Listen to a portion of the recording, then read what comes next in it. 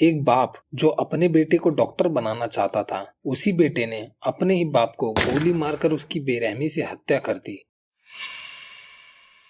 और उनके शव के 4 टुकड़े करके उन्हें एक ब्लू ड्रम में डाल दिया।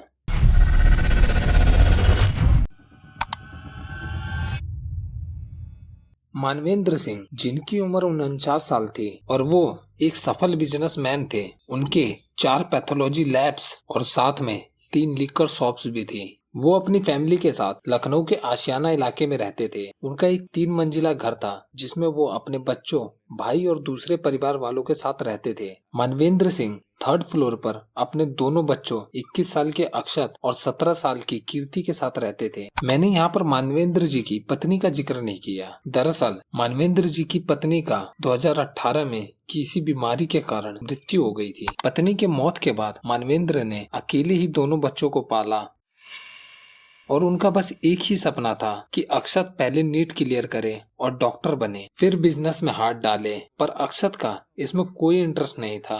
वो सीधा बिजनेस का कंट्रोल लेना चाहता था। वो सोचता था कि पढ़ाई से ज्यादा पैसा बिजनेस में है। और इन्हीं बातों को लेकर अक्षत और मानवेंद्र में काफी बहस होती थी। पर बहस का बस यही एक कारण नहीं था। हत्या से करीब 4 महीने पहले मानवेंद्र के घर से कुछ कीमती जेवर अचानक से गायब हो गए और ये बात पता चलते ही मानवेंद्र और बाकी परिवार वालों का शक घर के नौकरों पर जाता है। मानवेंद्र ने इस चोरी की पुलिस कंप्लेंट भी करवाई थी, लेकिन उन्होंने बाद में ये कंप्लेंट वापस ले ली क्योंकि उन्हें शक था कि ये चोरी उनके नौकरों ने नहीं बल्कि उनके बेटे अक्षत ने ही की है। अक्षत पर शक इसलिए हुआ सबको क्योंकि ये पहली बार नहीं था जब उसने घर से पैसे चुराए हों, बल्कि इससे पहले भी वो 5 लाख रुपए चोरी करके कानपुर भाग गया था। इन्हीं सब चीजों के चलते दोनों बाप बेटे के रिश्ते में एक बहुत बड़ी दरार आ गई थी। अब यहाँ मनवेंद्र जी का अक्षत पर से भरोसा टूट चुका था और इसी चीज के कारण वो अपने बेटे के ऊपर नजर रखने लग गए थे और ये बात अक्षत को पसंद नहीं थी, जिसके कारण अंदर ही अंदर वो अपने ही पिता से चिढ़ने लगा था। अब 19 फरवरी शाम को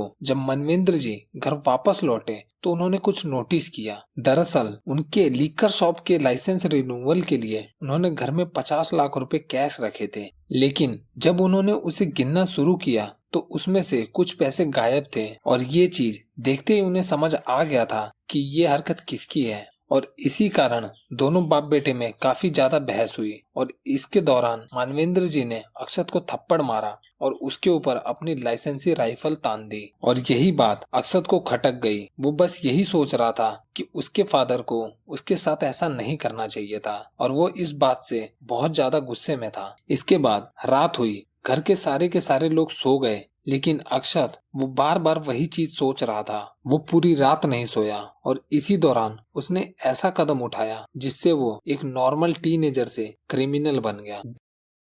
20 फरवरी सुबह के करीब 4:30 बजे अक्षत अपने पिता मनवेंद्र जी के रूम में घुसा। जब वो गहरी नींद में सो रहे थे, उसने उन्हीं की राइफल उठाई और अपने ही पिता को गोली मारकर उनकी हत्या कर दी। राइफल चलने की आवाज सुनकर अक्षत की छोटी बहन कीर्ति की नींद खुल गई और वो वहां दौड़ते हुए अपने पिता के रूम पर पहुंची, जहां उसने देखा उसका भाई राइफल लिए खड़ा है और उसके पिता बेड पर खून से मृत पड़े हैं। अपनी बहन को देखते ही अक्षत ने उससे कहा कि ये उससे गलती से हो गया है और मैं सब ठीक कर दूंगा। आप अपना पक्ष रखना चाहेंगे? कुछ तो बताइए। गलती से हो गया था। गलती से कैसे हो सकता है?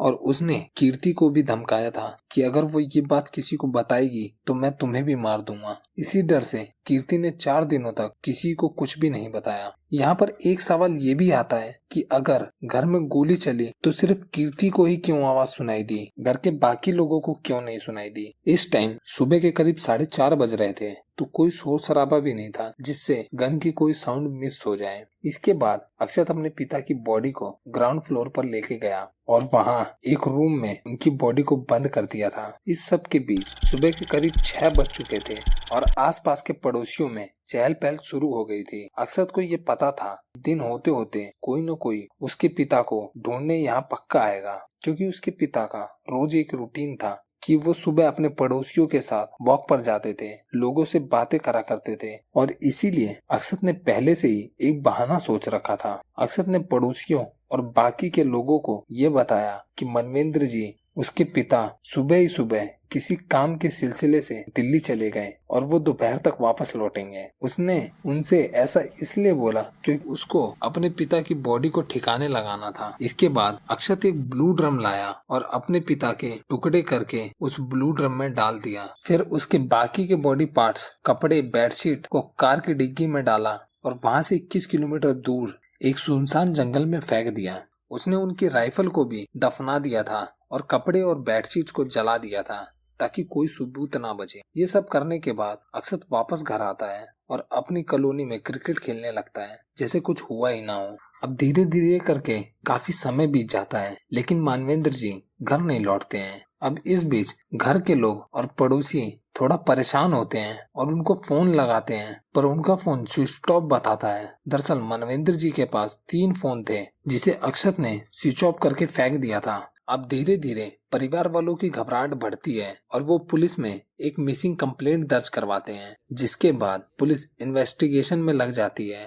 पुलिस सबसे पहले मनवेंद्र जी के call details, recording, location trace करने की कोशिश करती है। तभी पुलिस को पता चलता है कि तीनों फोन्स एक ही साथ स्विच ऑफ हुए हैं और स्विच ऑफ होने से पहले उनकी लोकेशन लखनऊ की ही थी। इसका मतलब जो अक्षत ने सबको बताया था कि मनवेंद्र जी दिल्ली गए हैं वो झूठ था। इस एविडेंस के मिलते ही पुलिस का पूरा शक अक्षत पर जाता है और ये शक और भी ज्यादा गहरा हो जाता है जब उसकी बुआ की स्टेटमेंट सामने आई। उन्होंने पुलिस को बताया कि पिछले कुछ दिनों से अक्षत का बिहेवियर काफी अजीब था और वो फैमिली की कार की डिग्गी को जोर जोर से रगड़कर साफ कर रहा था। इसके बाद 23 फरवरी को पुलिस ने अक्षत को अरेस्ट कर लिया और पूछताछ शुरू की। पूछताछ के दौरान पहले तो अक्षत ने बोला कि उसके पिता ने उस पर राइफल तान दी थी और उसने सेल्फ डिफेंस में उन पर गोली चला दी। लेकिन पुलिस जब सख्ती से पूछताछ करती है तो उसने अपना गुनाह कबूल कर लिया और बोला ये मुझसे गलती से हो गया। उसके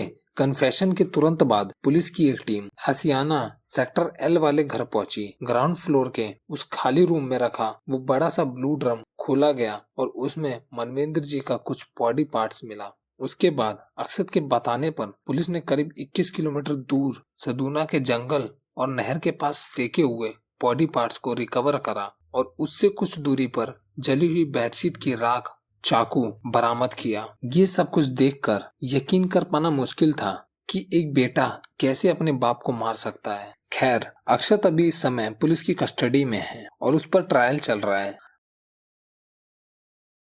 आपका इस पर क्या कहना है आप मुझे कमेंट में बता सकते हैं और अगर वीडियो अच्छी लगी तो वीडियो को लाइक कर चैनल को सब्सक्राइब भी कर लें। धन्यवाद।